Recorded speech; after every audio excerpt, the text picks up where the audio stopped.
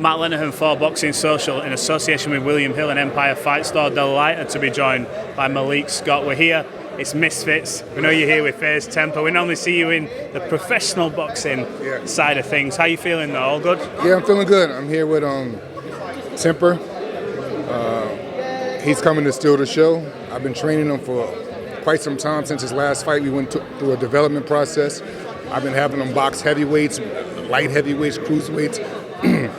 Most of the people that I've been having them box has been people that has been outweighed him and have out-experienced him. Have a lot more experience than him. He's been doing well. Obviously, we're still in the development process because this game is about just purely always developing and getting better, and that's what he's doing. And he's going to steal the show come Saturday night.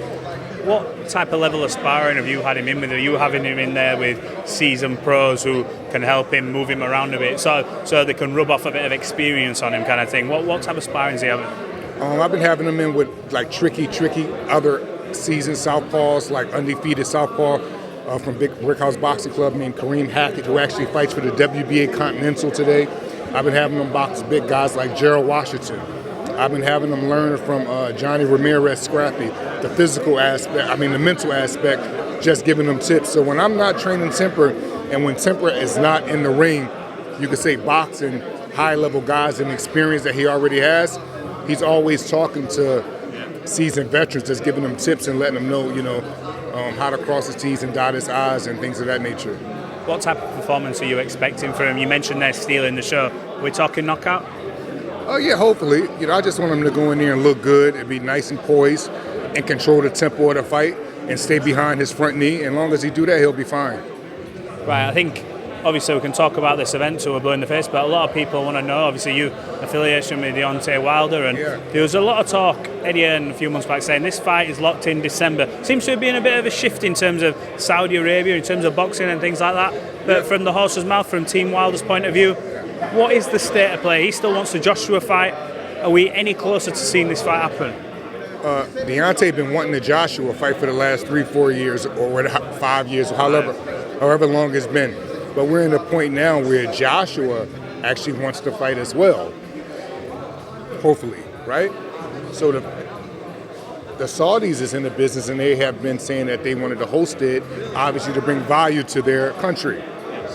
It seemed like, I don't want to say the Saudis, Eddie, definitely not outside, but it seemed like a lot of promises has been made that that it's a possibility that they're not being kept.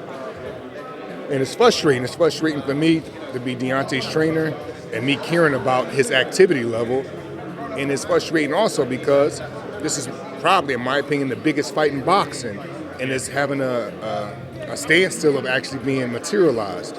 So, it's frustrating, but Deontay is training. We always staying sharp. And whenever it is he do fight, you already know what it's going to be, electrifying. It's a bit of a blessing and a curse, I feel, this Saudi Arabia pot of gold at the end of the rainbow, because like you said there, Deontay's had that one fight with Robert Helenius, which lasted how long it did.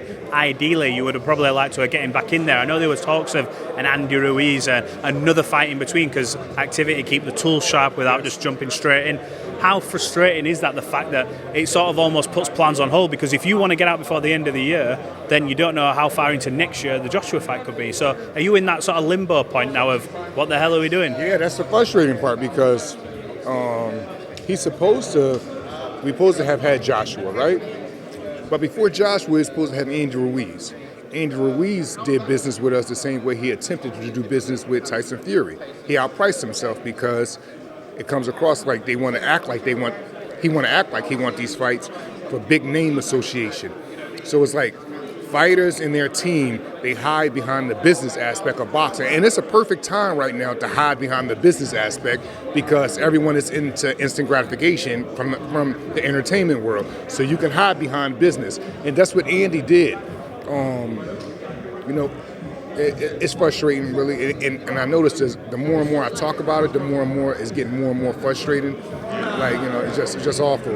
Deontay Wilder is the best heavyweight in the world, the most electrifying, the most dynamic fight in the history of the sport to me, but his inactivity has been caused because of the business of boxing. So, final two from me. Do you in your heart of hearts believe that the fighter, Anthony Joshua and Eddie Hearn, want this fight to happen next?